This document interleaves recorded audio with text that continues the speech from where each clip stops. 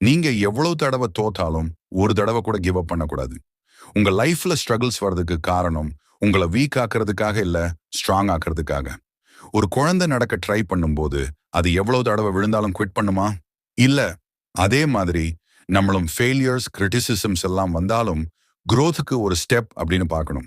Each level is tough, but you will level up. நீங்க hard work செய்யாம இருக்கலாம், smart work செய்யாம இருக்கலாம், ஆனா உங்க ட்ரீமை விட்டுட்டு இருக்கக்கூடாது. எந்த தடையும் வந்தாலும் கீப் மூவிங் ஃபார்வர்ட். இன்னும் ஒரு நிமிஷம் கூட செல்ஃப் டவுட் பண்ணாதீங்க.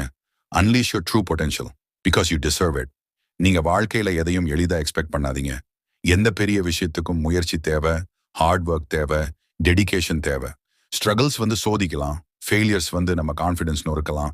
ஆனா ஒருத்தரால கூட உங்க ட்ரீம் விட்டுட்டு போக முடியாது. என்னதான் மனசு தளரிச்சு போனாலும் ஒரே ஒரு விஷயம் மட்டுமே நினைச்சுக்கோங்க. நான் கேப்பபிளா இருக்கேன், எனக்கு முடியாது என்று யாரும் சொல்ல முடியாது. ஒரு பெரிய மரம் வளரணும்னா அது மண்ணுக்குள்ள ரொம்ப நேரம் டீப் ரூட்ஸ் வளர்த்தாகணும்.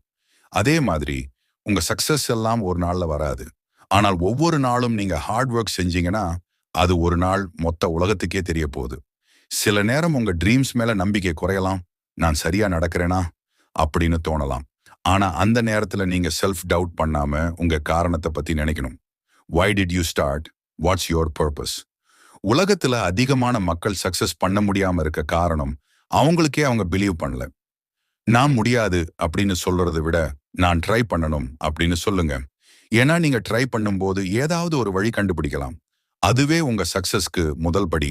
எல்லாரும் நம்மளை சப்போர்ட் பண்ண மாட்டாங்க, எல்லாரும் நம்ம மேல் பிலீவ் பண்ண மாட்டாங்க. ஆனா அதனால நம்ம ட்ரீம் விட்டுட்டு போகக்கூடாது. Be your own supporter, be your biggest motivator. அழகா சன்ரைஸ் வரணும்னா இருட்டான இரவு கடந்து போகணும். அதே மாதிரி உங்க சக்சஸ் வரணும்னா ஃபெயிலியர்ஸை கடந்து போகணும். ஒரே ஒரு விஷயம் மட்டும் மறக்காதீங்க. You are powerful beyond limits. Keep moving forward.